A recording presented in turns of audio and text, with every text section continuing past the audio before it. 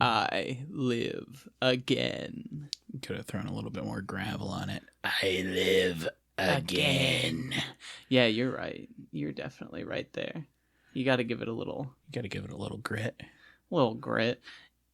Well, that must mean we're talking about blood. We are talking about blood. We are talking about an entire unit of whole blood. We're talking about typo negative blood. Absolutely. So our sources for this episode, real easy, the game itself, the Blood Wiki, and DanielBernsteinMusic.com. Got some info there. So, but yeah, we're talking about 1997's Blood, developed by Monolith Games and published by GT Interactive. This is a classic build engine game. So Duke Nukem, Shadow Warrior. Ion Fury. William Shatner's Tech War. That's true. There's some Nom. amazing. There's some fantastic build engine games and Paint Brawl. Extreme Paint Brawl. There are some not so great ones. I think most of the build engine games are like certified hot garbage, but some of the best, like really the best of the 2.5D era are build engine games. Ion Fury. Yeah, that's a modern build engine game. I would argue that Blood might be the best of the build engine games, but I want to argue with you on principle, but I can't contest that off the top of my head. It really is fantastic. I could see someone liking Shadow Warrior more. I could see someone liking Duke more, but I do think this one kind of just nails everything. Oh, yeah. I mean, like, if I were a racist, I would probably like Shadow Warrior more. I'm kidding. Okay, so, and this comes to us from Monolith Games that have had a very storied history with 3 games, I think. More than to this point, I think so. Yes. Yes. Can hear me frantically Googling. No, but they have several other. I mean, they've got Blood 2. They did a lot of the early not a lot of the early AVP games. They did the really good early AVP game too. That I'm pretty sure was Monolith, but someone will correct me if I'm wrong. They did Shogo Mobile Armor Division. I'm drawing a blank. Oh, you know what they did? I believe they did No One Lives Forever. Yeah, they did No One Lives Forever. That's an amazing game. Yeah. Blood was actually their first game. I was wrong when I said Blood and Claw came out in 97, but otherwise. But before we get into all that, our I just sales realized pitch. they did Fear. Sorry. That's true. Yeah, they did do Fear. They have a very, very thick jacket of cool shit they've done. They also did the now lost media Matrix Online. I forgot about that. Oh gosh, this is gonna be a rabbit. We're gonna be here all night. Yeah, they have a very weird career. I'm guessing by that point though that it was basically a different company. I don't know. You know what I mean? When a company gets bought and traded hands, because I thought they were pretty much shuttered after No One Lives Forever, but I think they had, if I remember right, there's some kind of internal shakeup, but they keep churning games out after. I mean, like No One Lives. I think No One Lives, like a sequel got canceled, but they did a sequel to No One Lives Forever. They did AVP 2 after No One Lives Forever, so they continue to have success. They did fucking Fear and Condemned, and you kind of stop hearing about them after their Lord of the Rings games. Yeah. Well, looking at the list, that's kind of the last they did was the World of Games. But for Blood, I think our sales pitch was Duke Nukem meets H.P. Lovecraft. I would even say more specifically than that, like Duke Nukem meets the kind of like deliberately corny, like Reanimator style Lovecraft. Like Duke Nukem meets Lovecraft adaptations. Very tongue in cheek, but yes. Like it is. There are some genuinely unsettling horror bits, and it's also not taking itself too seriously. Yeah, there's like Simpsons references within like the first level or two. Like, oh yeah, and I mean, like it just in Stephen Waite, the voice actor who plays Caleb, our protagonist, and several other characters, just in his delivery, he is like chewing the scenery as directed. No. He's fantastic, and we love him. Speaking of chewing the scenery, here's a quick quote from the manual. The story so far. In an age and region renowned for cruelty and violence, Caleb was legendary. Born in western Texas in 1847, he had sealed a reputation as a merciless gunfighter by the age of 17. But it was 7 years later, when he met Ophelia Price, that his hunger for bloodshed took on a menacing new timbre. She was already well beyond the bounds of sanity when he found her cowering in the charred ruins of the burned-out homestead where her husband and children had perished only days before. It was neither her tattered beauty nor her plight that compelled Caleb to take her in. However, it was the words he picked out of her virtually incoherent mumblings. He learned that her husband had attempted to rescind his membership of the dreaded cult of Chernobog, and in return cultists had set fire to the house in the night. Ophelia was filled with rage, not at the cult but at her husband, whose cowardice she blamed for the death of her young son. Ophelia was Caleb's doorway to the cult and its dark purpose. He could not have known that in the time he would come to love her, nor that their service to the cult would find the two of them beloved amongst the chosen, elite servants of the dreaming god Chernobog, the one that binds, devourer of souls. In the Hall of Epiphany, a temple that spans the chasm between the worlds, the 4 remaining chosen stand at the forefront of a procession of worshippers. Chernobog's presence is felt more than seen, the great frigid weight of a hunger that spans millennia. He speaks in a cacophony of voices stolen from the dead, summoning the chosen to the center of the sacrificial ring. They stand before the dark god, united by a sudden, inexplicable sense of doom.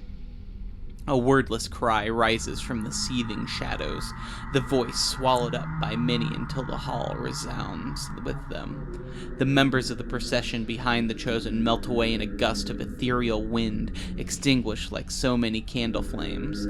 They aren't even ashes to indicate they ever existed. The chosen look to one another in confusion and dread. They can already feel the ties that bind them to Chernobog Farang. Why? How have we failed you? But there is no answer other than the shattering screams that threaten to tear the universe to shreds. Darkness swells around them, swallows them. Their cold, abandoned souls fall through the abyss, and they burn. Caleb awakens in a cold and damp in a body he no longer knows. It has long lain as a corpse that refused to rot, protected from putrefaction by some unearthly link to its master. The pain of protesting muscle and flesh invigorates and awakens him. He welcomes it. It distills his hate into the maelstrom raging in the center of his mind. An agonizing cry breaks out of him, shattering the stone lid of the tomb in which he lies, knocking loose sediment, cobwebs, and the small, unnoticed creatures that have shared his grave with him. A single word rings out through the darkness, echoing Chernobog's lingering howl. Why? But yeah, so that is the story that comes in the game manual. This is from the era where like half the story for a game is just in the manual. It's not in the game itself. Yeah. I will say though that how the game opens up, Blood actually does open up with a full like 3D animated FMV. It's warts and all. Yeah, it's definitely of its era. I don't know how quote unquote well it's aged, but I think it's great. I think it sets the tone like perfectly. I think it sets the tone perfectly. I think I've made a couple typo negative jokes, but like the trailer for the game, the official trailer is just like those FMV cutscenes and a couple gameplay videos set to typo negatives love you to death, which is also in and of itself a funny Blood pun, typo negative. But that and with like the 90s goth music really like cements this as a product of the late 90s and also like a good statement of what the vibe is going to be. Yeah, not only that, but if you bought an original copy of the game, it actually really came with a very, very, very low quality music video for Love You to Death. You can look that up on YouTube. It is amazingly like low quality. Like you can't read the text. Yeah, I'll post it in the channel over on the Blank Body server. If But yeah, so getting back into the game itself, it opens with essentially Caleb is a member of a cult that worship the dark god Chernobog. They finally make it to resurrecting the dark god, who immediately turns on all of them, kidnapping Caleb's love, killing his friends, and trapping you in a grave. It seems that you have been killed and you got better. You get Fallout New Vegas. Yeah. And I do love that that's how the first level actually starts. You literally like rise out of a tomb and I live again. Man, plays too angry to die. as you pull out a pitchfork and enter level 1, Cradle to Grave, which is like a graveyard / funeral home. Yes, it slash mausoleum. Yeah, it's cool. I love the levels in this. The level designs in this are great. I think of all the build engine games and all the shooters of the era, these feel the most like real places. Like, I know Duke gets a lot of credit for that, but these feel a lot more coherent than some of the Duke levels. The Duke, I think, is the first like FPS game where people really try to render a real place.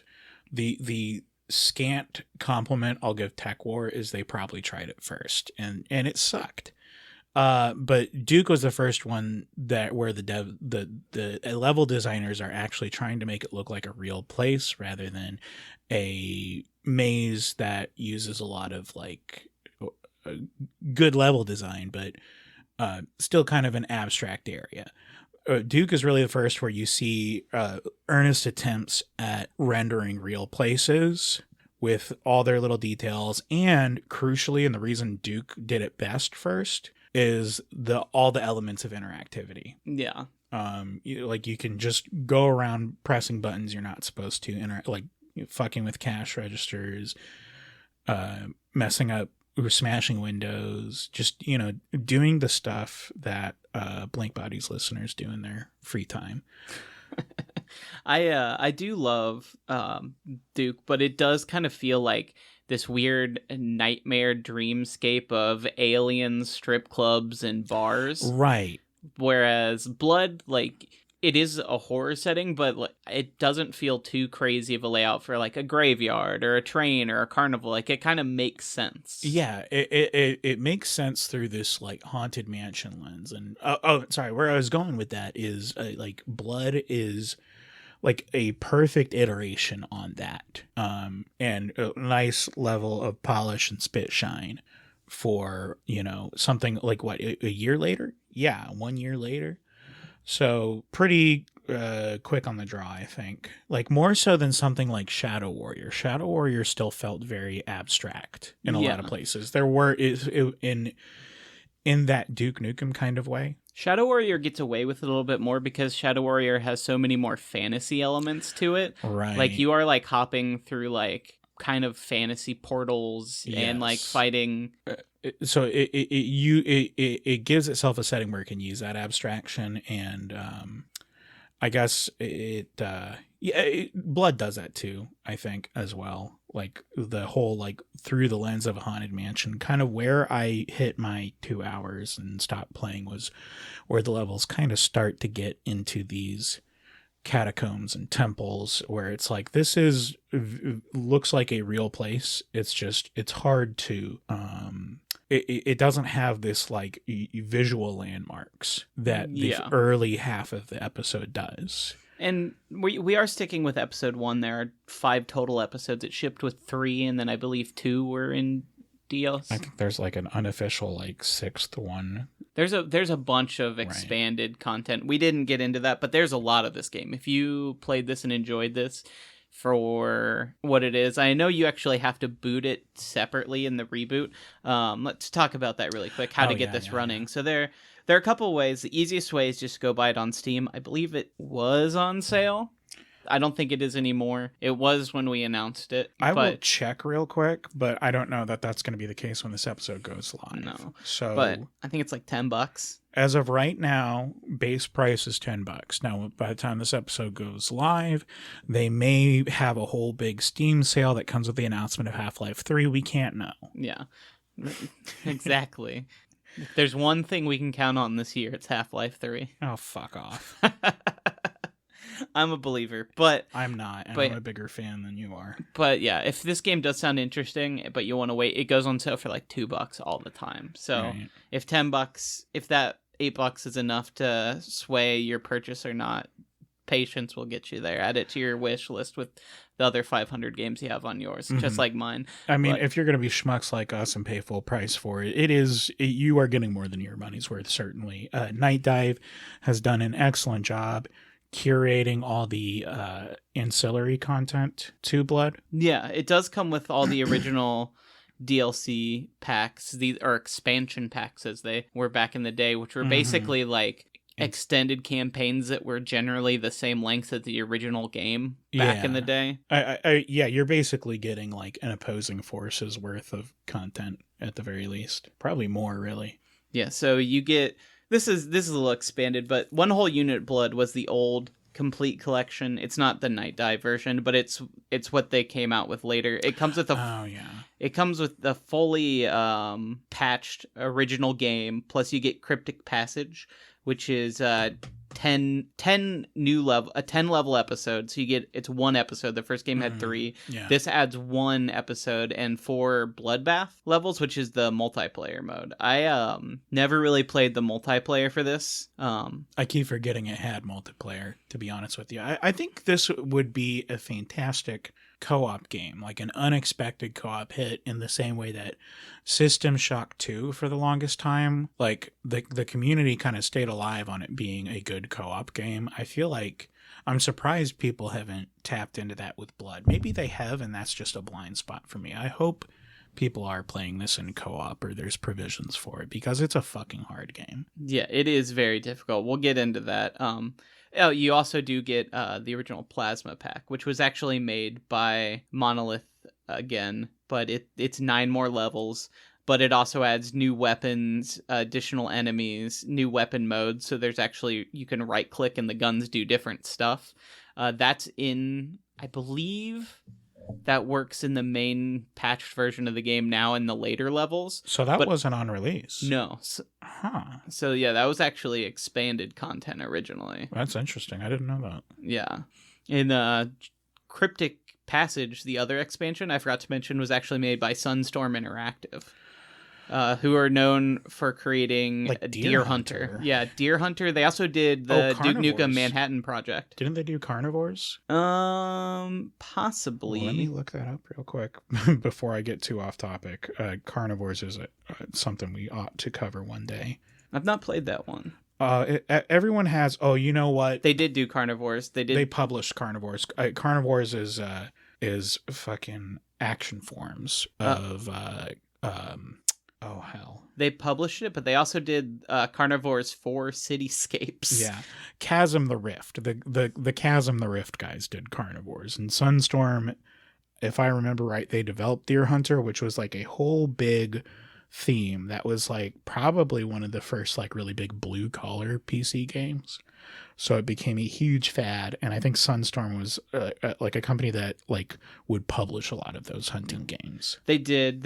There's a ton of Deer Hunter games. They also, I'm looking at this right now. Thank you, Wikipedia. But they did build engine add-ons for like all the big games. Yeah, they did like the good Redneck Rampage. Yeah, didn't they did Suck and Grits on Route 66, which is the Redneck Rampage expansion that people actually like.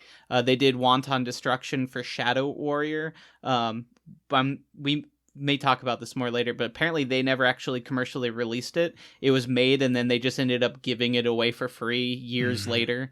But they did Cryptic Passage, like I said. They also did Duke It Out in DC and Duke Nukem Life's a Beach. Oh gosh, so they've had some mixed. Life's a Beach is fun. I like that. Duke It Out in DC is also. I think did not like Duke It Out in DC. it is hard, but it is cool how well they pull off like a lot of actual U.S. landmarks for you to blow up Duke Nukem style. It is like, even for Duke Nukem, it is wildly tasteless, and I love it for that. Oh, wow. Okay, Sunstorm only did one Carnivores game. That's strange. Yeah, the fourth one. Okay, so they actually had very little to do with that. Anyway, I just like talking about Carnivores. I'm sorry. I'm getting very off topic, and I apologize. So, but yeah, a lot of people have... I think the point is a lot of people have had their fingers in the blood pie in a good way. You know, that's not a bad thing. I do like a series where a lot of different developers contribute to it. You don't see that a lot these days. Yeah, which is unfortunate, because I kind of love a company being like, listen, we're working on other stuff, but why don't you just make some more levels? Do like people like this game. Why don't we give this off to another company? They can develop another campaign, a side spin-off thing. Yeah, there's like 3. I keep coming back to Half-Life. It's going to be a drinking game before our 3rd episode. But we have like, there's like 3 or 4 Half-Life games that were half finished that were made along those lines. Like there is a Warren Spector Half-Life somewhere on a hard drive. There's an Arcane Half-Life somewhere on a hard drive. So, did you have more you wanted to say on the levels, or do we want to jump to enemies? Yeah, so the levels, I think, first of all, I love the music for the levels. We'll talk about that a little bit. It's very ambient. It's very scarce. It's not like Duke Nukem or even like Shadow Warrior that's very like rock and roll heavy, like MIDI guitar. It's Carpenter-esque in a way that doesn't sound anything like it's wallpaper. Yeah. It's like I had to stop and think like, did my playthrough have any music? And I remembered, yes, it did. It was just very atmospheric. It's incredibly moody, and it gives the game, like, I think that more than anything, it's horror vibe. Like, even playing on, like, an easier difficulty, it really does put you on edge in a good way. In the same way that, like, the PlayStation version of Doom is the best one. Yes, yeah. Because of, one, the mood lighting, but also the soundtrack is just fucking spooky. Yeah, that's another game that would be fun to do. PS1 Doom. That's just for weird port month or something. Yeah, maybe. But yeah, the levels themselves are great. The first one, I love level 2 into level 3. So level 2, you leave the graveyard, you go to a train station, you fight your way through this train station. Where you hear like tongue-in-cheek spooky announcements over the PA system, and there's like cultists behind the ticket booth shooting you. There's zombies chasing civilians around.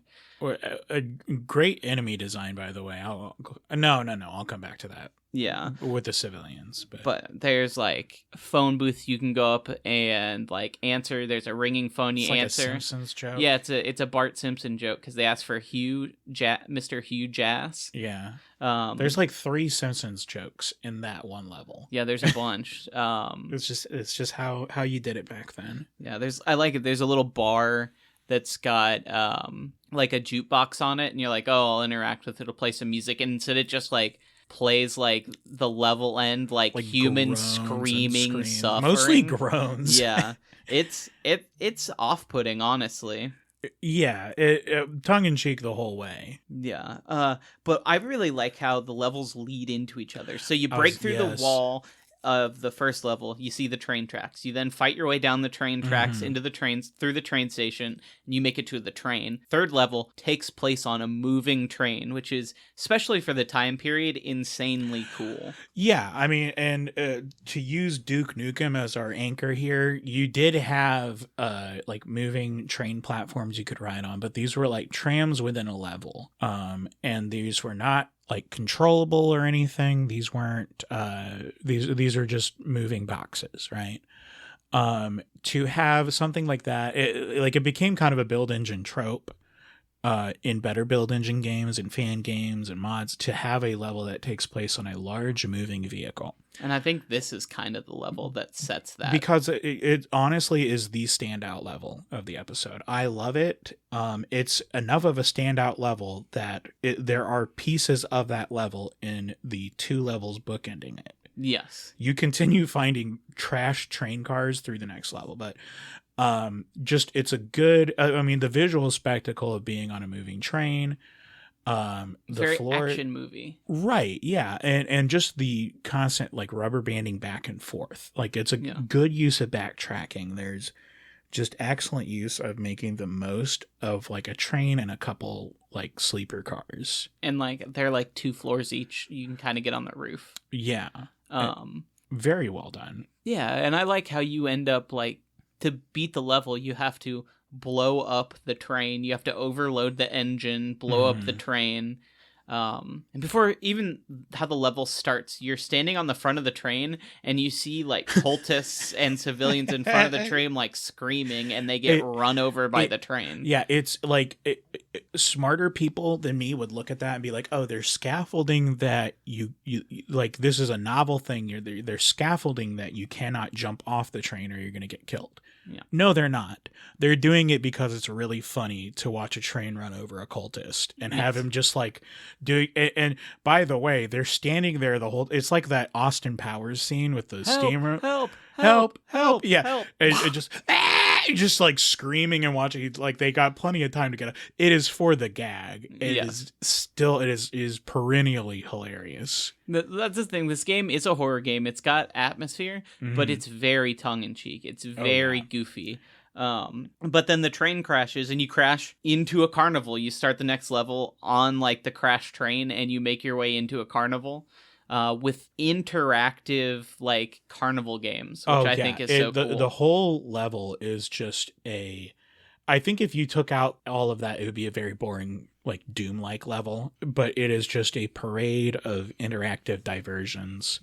And it's a ton of fun. Yeah, and they actually do foreshadow this level. You see posters in the earlier levels for JoJo. For JoJo the idiot boy or whatever. Oh, what is it exactly? It says. While he's looking that up, some of the attractions you have in that is like obviously like a shooting gallery. The idiot circus boy. You've got like one of those test your strength machines, and you just hit it with your pitchfork and it flies up. It's just a fun gag. Like a lot of these are gags, but they are still pretty funny. You have like one of the ways you have to progress is to walk a tightrope over a pit of snakes to get a key. You have a freak show that foreshadows enemies in later episodes, which I thought was very neat. You have like a merry-go-round that like the boss is hiding on as like a gargoyle merry-go-round, and then like an actual gargoyle comes to life. Everything, a lot of these diversions are in service of like actual gameplay, but some of it is just like, oh, that's neat. There's one of my favorites is the one where you have to kick the heads into the mouth. There's like the teeth that are opening and closing. Yeah. And if you get all 3 heads into the mouth, you get a power up. Yeah, easier said than done, by the way. I did it if you're watching the footage, was able to do it during my playthrough. I need to see. I've never been able to do it, and I've been trying for a while. That I think a solid like 15 to 30 of my playthrough was trying to kick those fucking heads in. But yeah, that's like another like it serves gameplay, right? Yeah. Because it is something that you have done before accidentally, because by this point you have found out that like using the shotgun secondary, firing both barrels, will deal with zombies pretty quickly. We'll talk about them more, but it knocks their heads off and you kick their heads as they run around, and then it's just like, oh, the devs realize this and they want me to make a game out of it. It's nice. It's novel. It's a welcome thing that we don't do anymore in games. There's not a lot of I think like the last game I played that had that level of stuff you could just mess around with because fuck it was like Hrot, maybe? Yeah. Hrot? H-R-O-T. Yeah. The Boomer Shooter, like for all those throwbacks that games kind of do that. But Hrot, like if you haven't played it, that takes it to the next level. Like you have one of those, like you have playable pianos, you have a soccer stadium, you have like a motorcycle in one level that is not vehicle based level. It's just there that you can just use it to breeze through enemies and run them over. And in a place where it doesn't work, like they just throw this stuff in there. Each episode has like a little Game and Watch, like one of those Soviet Game and Watches you can pick up, and you can just play like a little like egg basket mini game. Yeah. For no benefit to the gameplay. There's like functioning solar clocks that like display. Yeah, it's like the level of like diversions in that game is supersedes any build engine game, but it is very much in the spirit of that. Cultic does a lot of that too. I need to play Cultic. Well, only the first episode's still out there. They're working on episode 2 right now. They're finishing it, so it's gonna be a while. It's gonna be like a traditional build Doom old school boomer shooter where 3 episodes, but it's a small team. So yeah, well, I mean, like you can't really pump out episodic games like that like you used to, because they don't let you abuse the developers to the same extent you were allowed to back in the 80s and 90s. Yeah, I would say if you're enjoying this though, Cultic would definitely be a good follow up. It's definitely, I feel like, the most direct follow-up to this game. It's more on the horror side, less on the humor side, but it is very good. The tone is a little bit different, but it's much darker. Dynamite fetishism is about the same. Yes, you're still blazing through cultists trying to resurrect some sort of Lovecraftian nightmare. Hrot is more like a companion piece to Quake. More like, I think, just Quake and Duke Nukem together. Yeah, a little Nom, maybe. No, I don't think so. I haven't played Nom, so. Neither have I. Well, maybe we'll have to add that to the list. God, I hope not. But yeah, so then you go from there's a secret level, actually, after the carnival, where you can then fight through the haunted house. It's called the House of Horrors, but it's like a haunted house level. It is, I would say, the least feels like a real place. Definitely just feels like this is a challenge level. You found the secret exit, good luck kind of level. I skipped it on my footage. I went to the temple. So you end up fighting your way through the temple, and then the last 3 levels are fighting up to the final boss. Final boss is insanely hard. I think level 5, when you actually get to the temple, is definitely where the difficulty of this spikes. I have beaten this on like high difficulty in the past, but that's when I had like a whole day to sweat my ass through everything. You'll see in the gameplay I put up, I like start on like 3 or 4 difficulty and ended up dropping it down 1 just so I can show more than a couple levels. Like, yeah, I went through this one still kicking and I had trouble, but I am a weenie when it comes to build engine games. So what do I know? Build engine games very much more than Doom even are very much memory and muscle memory. Like you kind of have to know where the enemies are. You have to be ready to pop in the corner, have the right weapon out for the right enemies. Like, there are just, you open a door and there's 8 enemies with guns, and if you don't already have a dynamite like pre-ready to throw, you're going to be in trouble. I don't know about that. I think at least on higher difficulty, I guess definitely. On higher difficulties, because they also throw dynamite. Yeah, in higher difficulties. Whereas for my experience, finding a room full of cultists, there was still a chance to, like, that will still get me killed if I am staying put. I do have a chance to just run around like a fucking maniac. And hope that I have some Tommy gun ammo left and deal with hit scanners, and then come out of that with like 30% health left and a doctor's bag. Yeah, but I think that's what makes a lot of these older games fun too, is that there is that room for improvement. Like, as someone who Blood is like one of my favorite games, I did not play this on the highest difficulty for the gameplay footage because it wouldn't be pleasant for either of us. Like, it is like, for me to get ready back to playing at the highest difficulty, I would probably have to play through this episode a couple times on the lower difficulties and like work my way back up to it. It's like, I do think there's muscle memory and like there's skill. Like, you kind of have to fight your way up to it. The enemies get more difficult. They get more, like you said, more dangerous attacks. I think now would maybe be a good time to talk about the enemies. Yeah.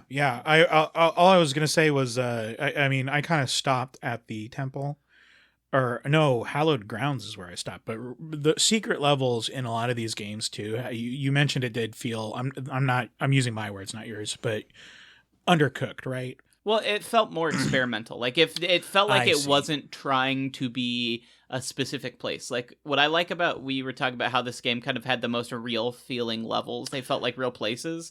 The bonus level just kind of feels like a nightmare version of a haunted house. Like it has a haunted house vibe, but it is a lot more I would say like dreamlike, experimental. It feels like a video game level more so than the other levels. The secret levels in games of this era are usually stuff that is like, well, we want to cut this from the game, but we already paid someone to work on this, and even though it doesn't fit the vibe, let's make it a secret level. Duke Nukem, I think, had something, or maybe it was Shadow Warrior, but one of those two games had one of their secret levels was just a multiplayer map that was something that was obviously a multiplayer map, later released as a multiplayer map, but it was just a multiplayer map with enemies thrown in. Yeah. So it's a lot of it is just it's for fun too. Yeah. There's no reason not to include it, I suppose, if you already have it. But it is a lot of that, like, we're going to cut this, but fuck it. Yeah. And getting to the enemies, Right. in episode 1, you actually don't see all the enemies in the game, so we're not going to go over all of them. There are more added later on. The main enemies you're fighting here are zombies and cultists. Zombies, cultists, and I think we see a fair bit of piranhas. There's piranhas if you go underwater. There's rats. There's fucking rats. The rats get way worse on higher difficulties. You'll see me The get rats are taken bad out. enough on Still Kicking. Yeah. They're a pain in the ass. They're hard to hit is the They're problem. hard to hit because this is a game that expects you to aim up and down in a game where it's still 2.5D. Your view is distorted when you look up or down, and it is that traversal up and down is like not slow so much as uncanny. Yeah. And it does doesn't feel seem odd. like when you're shooting at an extreme angle, you don't seem to be hitting at your point of aim. Yeah. You can get used to it, but it does take some Right. time. It's better to just crouch for those fuckers and just have your pitchfork out. But crouch is C and toggled for some reason, so that fucked with me and probably was a big difficulty for me. But zombies and civilians. Yeah, they're civilians. I guess they count as enemies. You They can count kill as them. enemies, like the mimes. Yeah, there are mimes and there are civilians. We'll Also, pigeonhole mimes and civilians. yeah, they're just less innocent civilians. They're guilty. Yeah, but I do say the civilians are insane and uncanny looking. They're all like scrawny, shirtless people in torn up denim jeans just running around screaming. Right, because It's like a horror setting. Yes, they're really like just comically downtrodden, but also the reason I bring them up is because they look like zombies. Yes. If they're running around at the same speed as zombies in a crowded place like the wrong side of the tracks, the train station level, you get that. You walk into this train station, and it's complete fucking chaos because there's zombies chasing around civilians that look kind of like them at a fleeting glance, and also you're being shot at. So it's like you're focusing on the guy shooting at you and then dealing with these other threats. That's how you want to, like, your monkey brain wants to deal with that situation. So when you turn, what happens oftentimes is like you'll turn and just start shooting, and you've killed that zombie, and you've also like killed like 2 innocent bystanders. Yeah. Which is very much in the tone of the game. You're It not is. punished for this. There's no. I think civilians count towards the final enemy count. Like they do not give a shit. So, but I do like that there is enemy infighting, but it really is typically civilians / mimes being killed by everything else. I don't think there's much infighting Oh, between. the mimes are enemies because the enemies don't try to kill them. Oh, really? I think so. That's what I Fair. believe in my soul. I look at mimes the same way I look at a Canada goose. I'm reaching for the Keltec in my pocket. Let's see. There are also gargoyles. The gargoyles actually show up as like a mini boss in the Dark Carnival level 4 for the first time. Yeah. And then they're not a regular enemy until the level after that, level 5. They're part of what makes the game actually hard, where the difficulty really spikes. There are also multiple types of cultists that have different weapons, and they take more hits to kill. You can tell by the color of their robes. I would like to talk about weapons a little bit. Yeah, if we can go off script, but we I can do wanted weapons to ask, next. Yeah, I just now thought about that. Yeah. I think the only other episode or the only other enemy you really see in this episode is like the strangling hand, the like. But yeah. you don't actually. I don't think you can actually fight it. It's I tried in the to kill it. You can't. Circus level. It's behind like bars. Yeah, and you just kind of see it wandering around. Right, and you see them the next episode. Well, they're not wandering around. The little fuckers are taunting you from behind the bars. It is swallow your soul. I'll swallow your soul. Yeah, direct Evil Dead reference. Right, which is really funny because like, how is the hand talking? It didn't do that in the movie. Yeah. But yeah, that whole area kind of, among other things, is meant to foreshadow a future enemy too. I like that. The gargoyles are annoying. I liked the one thing I liked about Hallowed Grounds being indoors is it made gargoyles easier to fight. Yes. But they do like to hover over your head in a game where you cannot aim directly up. So there is a little secret to fighting those, which is crouch is toggleable, and they actually cannot hit you while you're crouched. So when there are gargoyles, you just crouch, and then you can do whatever you want to them. Yeah. I mean, it is... I don't think that's a feature. I think that's a bug, but I think the enemy is kind of bugged too. Yeah, you need to... Like, I tried to fight them fairly on my playthrough, where I would try and bait them through a passageway into descending, and then I hit them with the flare gun, the alt flare gun, and that, on still kicking, takes them out instantly, and then you get to watch them like turn into a pile of ash, which is, the animations are great. Yeah, all the animations in this game are awesome. There's a lot of cool. What I really like too is this is kind of get into our next topic of sound design, but like, the way that the game foreshadows stuff with boutique animation and sound effects, like with the zombies, you can hit them and knock them down and they'll make like a quote unquote death sound, but they often will get back up, and they actually have a specific death sound that they make when they actually die. All right, yeah, let me pull it up here if I can find it. That probably didn't come through right, but it's fine. I can edit it in either way. But sometimes their head will pop off, or more blood will squirt out of them, or like they'll burn up. But you can actually tell if most of the other enemies, if they're down, they're down. They're down. But with the zombies, what makes them a pain in the ass is you need to listen for them, and if they do anything other than a Tyler 1 scream, they're not dead. Yeah, and I do like, you'll kind of see it in the gameplay a little bit. I haven't played this game in a couple years, so I was getting back into it, but there's this like rhythm you kind of have to get into with the fork, where you kind of get just close enough to hit them with the pitchfork and then step back so that they don't hit you, and you kind of get this like rhythm where you're like poking them like 2 or 3 times to like not waste ammo, because on higher difficulties too, there is some like ammo management, because if you die, you get to restart the level, but you lose all your ammunition that you've earned throughout the game up to that point. So like, say you make it to level 3 with a bunch of weapons and stuff and then die, it just takes you right back to the beginning of level 3, but you start with just a pitchfork. Maybe a shotgun. Yeah. I can't remember, but I think it's just the pitchfork. Now there's usually some sort of entry level, and there are people who do like speed records and stuff in this game. There are like pitchfork start records for every level. Like, there are people who specifically have like paths and ways to do that. So that's in a lot of these games too. Yeah. I mean, there's Vidmaster Challenge for Marathon. There's pistol starts for Doom. It's just a self-imposed challenge run, but no. I think these games did that. They're like deliberately, in part because of the propensity for people to do those challenge runs. They're trying to accommodate that, as well as trying to make it really annoying to die. Yeah, and like I love that. That's what I love about like just the boomer shooter. We'll call it the Renaissance. All the new games coming out modern. It's like, they are quick. You can get through most of these levels in like 15 minutes if you know what you're doing. But there's a lot more replayability. There's no story, there's no dialogue, there's none of that bullshit. It's like, all right, we're getting through, maybe cranking the difficulty up a little bit, but we're just going through, we're blasting our way through.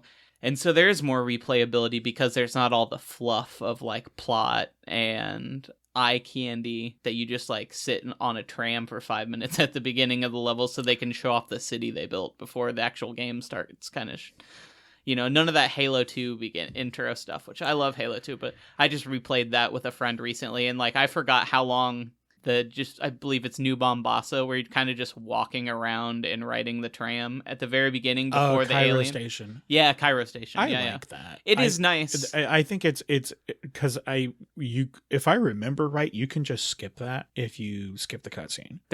You can skip some of it, but yeah, but it's there if you want to play that. That is honestly, I think, the ideal way to do that. You're not going through the Black Mesa Transit system exactly. It's just there to kind of show the world. It doesn't overstay its welcome. I think that, but I get what you mean. There's not a lot of show don't tell. It's kill don't tell with blood. Yeah, you're just going for it, which I like. Right. But the sound design is great, like I said, with the enemies, the music, everything. The soundtrack was done by Daniel Bernstein. I mentioned his website earlier. But he actually, very funny, he also worked on Blood 2, Shogo Mobile Division, and Cake Mania. I don't know what Cake Mania is, so I can't offer my condolences. Cake Mania was a weird like Windows and mobile game that was just advertised to hell and back for a while. It was kind of a meme and how often. It's also just a very funny. So like all boomer shooters and then like a puzzle game where you decorate cakes. Right. So it's in public consciousness for the same reason that We Are Fucking Under Attack, My Lord is. Yes. Okay. Like fair enough. Like if I showed you a Cake Mania picture, you'd be like, I'll look that up in a second. It's one of those. It's one. Oh yeah. It's one of those games that like when like Target used to have like a quote unquote PC game section next to the video game section, and they'd have like 5 real games and then like these multi packs of like 8 games for moms. Like they'd be like 12 jigsaw puzzle games. Sorry, that kind of thing. I got 1,000-yard stare. You can't see it right now, but I had 1,000-yard stare on my face because my mind went to the absolute state of mobile games now, where you are literally doing like fitting like which shape in the right peg type air quote puzzles, just real insane shit, like doing math problems. It's like, this is a game. The weapons, I think, deserve some focus too. Am I jumping out of sequence here? No, we can talk about weapons next. Okay. For it being a first-person shooter, there are only 2 things on the roster that could be considered guns or firearms. Yeah. And like all not like novelty, not in a way that it is like goofy or cheap, but novelty in a way that you are experiencing something novel. You have a lot of very novel weapons. A lot of fire-based stuff. I guess the guns you do have are like the kinds of guns you cannot like legally own. Yes. Sawed-off shotgun and a Thompson machine gun. I guess you can if you like spend like college tuition money and like do a lot of paperwork with the ATF, but not like something that like you can't like go rent at a shooting range, right? Yeah. So the guns you do have are interesting and very of the genre. Yeah, I love the flare gun. Flare gun is one of my favorite. Oh yeah, and the flare gun too. Yeah, you go a while before you get an actual firearm, but the flare gun remains useful, I think, like the whole game. Yeah, because what I like is you can one-shot a lot of enemies with it, but you'll see it hit, and you'll actually see like a little animation of the flare burning, and it takes a second to actually ignite the enemy. I think it takes different amounts of time for enemies to ignite. Depending on how much health they have, I guess. Not even like it's almost in a way that suggests that like a coder made a value for how flammable their enemies are, and given like I honestly wouldn't be surprised given how much this game relies on the use of fire and explosions. Dynamite, I think if you're playing the game correctly, dynamite is going to be your most common weapon, which is like fucking bonkers to me.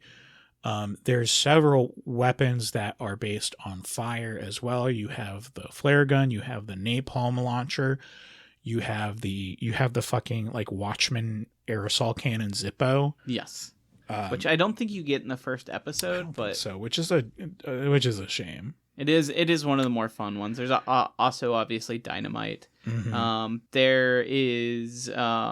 There's also magic staff that I think that's only in the expansion. I don't think that's in the core game. I could be wrong, but I don't remember that. I don't remember. What I do remember being in the core game is the voodoo doll. The voodoo doll. Yeah. Yeah, that's a later one. They're all very like kind of hokey, either like anything you have that's grounded is like Call of Cthulhu, and anything else is like Looney Tunes. Yes. Less Looney Tunes and more itchy and scratchy. I mean, there's also a Tesla cannon. Again, I think that's a later game. No, I think that is like an episode 3 weapon. Later game. I don't think you get it in the first episode at all. No. Yeah. But that was like standard, because these games, one thing you have to remember is like back in this time, people didn't do demos the same way that Jesus, that's so cool. Thanks for that. People don't do demos in the same way that we think of them now. They would release the first episode of this game and they would deliberately withhold content. And like a lot of these games, you would have like weapons that you would not see until the second episode, because they wanted to have something to advertise to you. Like, oh, if you buy the full version of Doom, you can get a plasma rifle and you can get this cool thing called the BFG. What does that stand for? Pay us. Find out, dumbass. Yeah. That's also why you don't get all the enemies. You don't get... Right. Sometimes the demos would even come with multiplayer levels, but they'd come with like 1 or 2 levels of like, I think there's like 10 total, and then even more in the expansions. But I don't know. I did not get in the multiplayer. That might be something for another day. But... That should be something for another day. Yeah. I would be curious to try. I'd really be interested in co-op. If you wanted to do co-op sometime, and that is a thing, I would love to do that. I'm sure there's a mod. I've never done this one in co-op. I also do want to go back. I know most people don't agree with me, but I do want to go back and play Blood 2, specifically because the main game is supposed to be not great, but it has an expansion pack that's supposed to be a direct sequel to the original game, and it's supposed to be a lot better. Like, it even re-adds weapons from the first game that were cut in Blood 2. I have played it. It's been a long time. It's not great, but I think it would be worth giving another try. Maybe if we do a bad sequels month or something. I think we will have to do a bad sequels month. We are going to do a weird sequels month. Yeah. But yeah, I the weapons were very novel, very like it's not strictly guns. It is very inventive stuff that is fun to use. And I thought that was worth mentioning.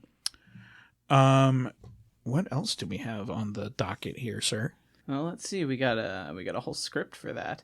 I'm looking at it. I'm just on the autism spectrum, and I lost track of my place. So no, we actually got through most of it.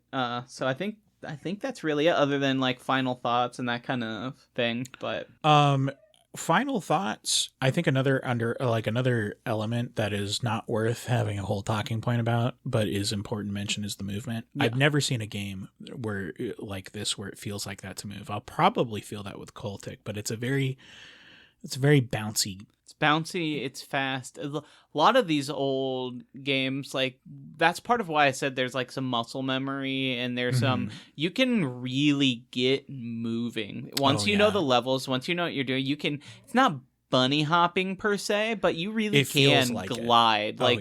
There, if you go watch some of the speed records for some of these levels, they're insane. Like, there are people like dying, and so in the first level, you can, where you're in the graveyard and you see the mortuary, there is a barrel that will blow up the front end of the mortuary, and there's a little fence in front of it. There's a way, I believe, you have to dynamite hop onto the fence, and you can blow that open and get like almost directly to the end of the level, straight through that. I laughed, I corpsed, because I remembered going through my playthrough on that level, and just for no reason at all, just like chimp brain, I saw the barrel and got my pitchfork out and stabbed it, and I'm like, what the fuck was I expecting? I'm just that is another thing to mention. I know it's kind of not that interesting now, but the levels are very destructible. There's a lot of, like, if there's an explosive barrel, you want to shoot it because there's probably something behind that wall next to it. And just, like, a lot of fun Easter eggs in general. Like, there's a power-up if you jump inside the incinerator in the, like, little that happens morgue multiple room. times. I found I found a secret I'd not known about before on the train level, where if you, like, when you have to overload the furnace, you can open it up climbing through. There's a Tommy gun in there. Oh, so there is. I think that's one of the only places to get the Tommy gun in the first chapter. I think you get it in the temple later. Fanatics drop them sometimes too. There's a couple places on the train where you grab it. But yeah, it's so fun to use, and there's such a small pool of ammo, so it's just like a treat. I think a good companion piece to this game is Sin. I still need to play Sin. Sin's great. I've said to people before that Sin is like the real Duke Nukem Forever, because of, like, the most direct sequel in spirit to Duke 3D. I feel a lot of blood in Sin as well. Okay. Sin is like very much like a 3D, like a trying to bring the spirit of a build engine game to, like, the Quake 2 engine. It has a lot of those destructible environments. It doesn't have so much the weird weapons. They're all very, like, hokey cyberpunk guns, but it is kind of tongue-in-cheek in a different way. I don't know what it's trying to be a pastiche of. Maybe, like, I feel like if I read comic books in the 90s, I would probably get it, but I don't. It feels very much like a build engine game also.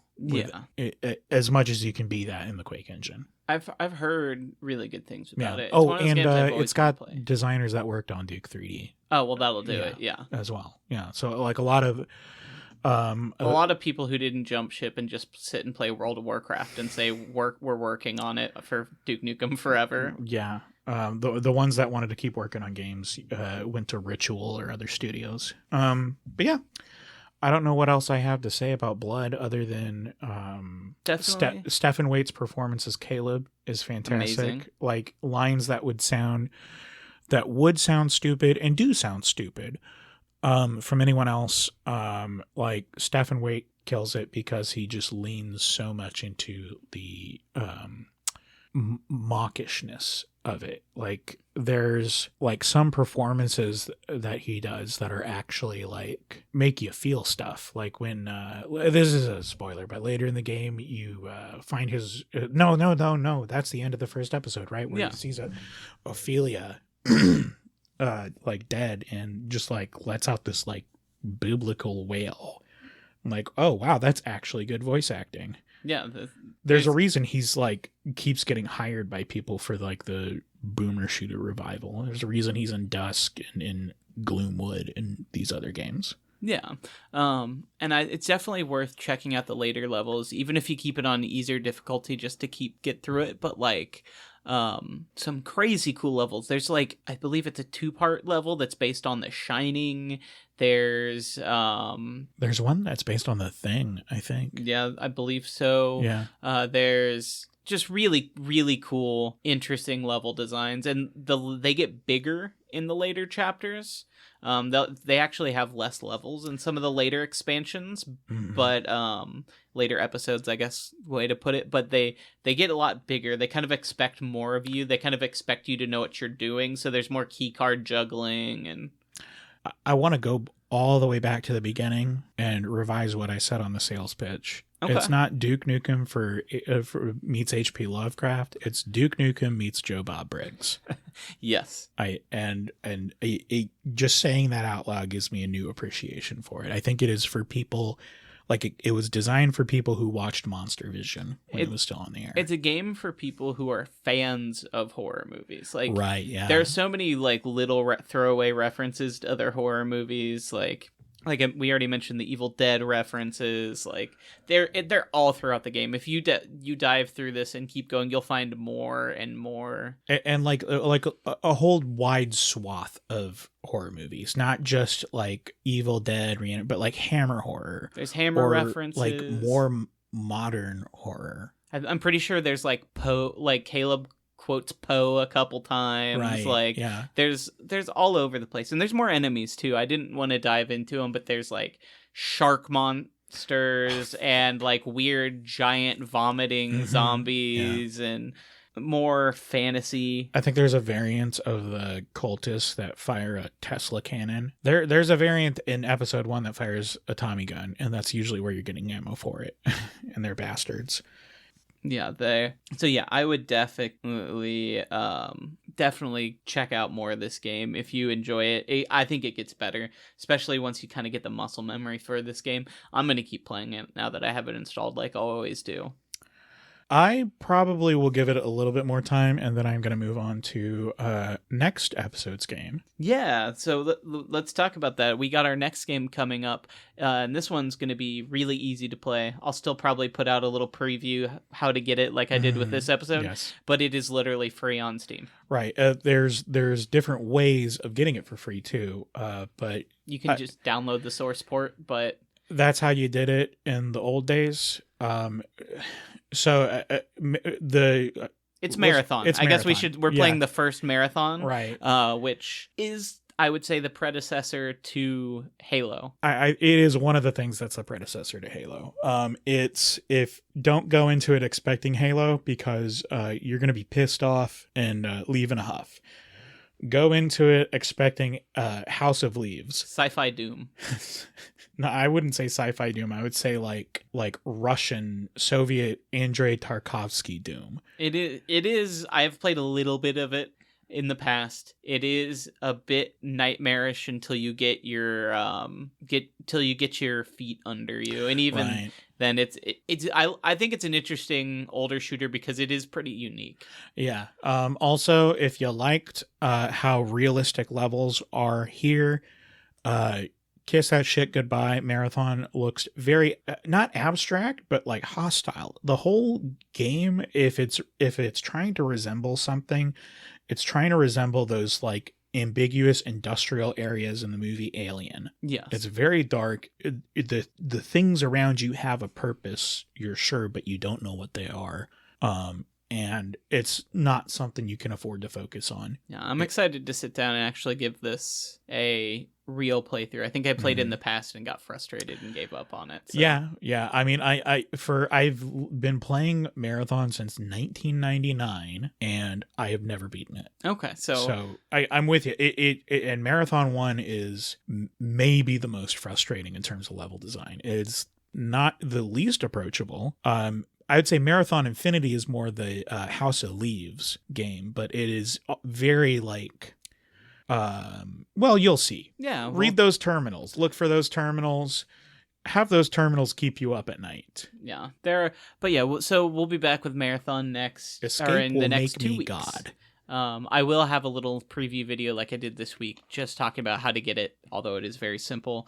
Yes. Also, just to plug our social medias and all that, I'm keeping it simple so far. We got YouTube and we got the podcast platforms right now. But good news, it turns out when you start a page on Patreon called The Pleasure Dome, apparently you get investigated by their safety team, but they have restored our Patreon, so we do have a Patreon now if you'd like to support us. Our first goal is $10 a month, and $10 a month will break even on our hosting costs, and that is... Well, we'll have stretch goals and all that. Like, we want to put a billboard. But because of the investigation, we did have to take some of the more pleasurable tiers away, I'm afraid. Yes, so direct all your complaints to Patreon. Yeah, but we'll actually, please don't email Patreon saying that we can't pleasure you properly because of their safety rules. If that might get us investigated again. Yeah, and we joked, but we do not want to end the podcast on like episode 3 or 4 because of an investigation.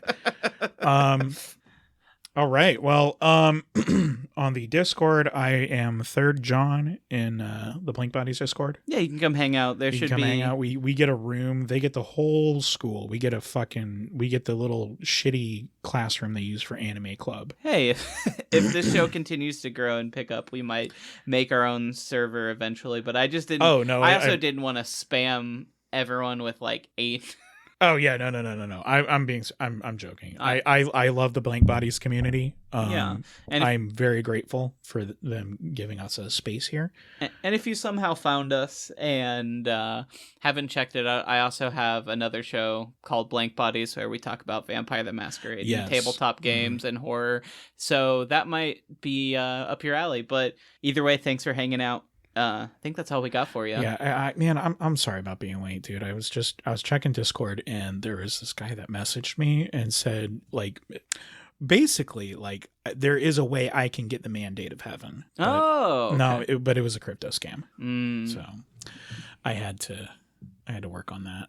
Did you at least get your heaven coin?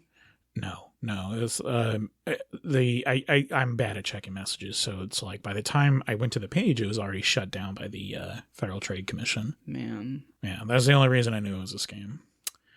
So back to the traditional methods of trying to gain the mandate of heaven. All right. Yeah. Well, everyone have a good one, and I wish you a beautiful time on your path to the mandate of heaven, and enjoy blood. Enjoy blood. And enjoy marathon. Yeah. Play marathon and let us know what you think. Play marathon. I'm sorry you had to play marathon. All right. See ya.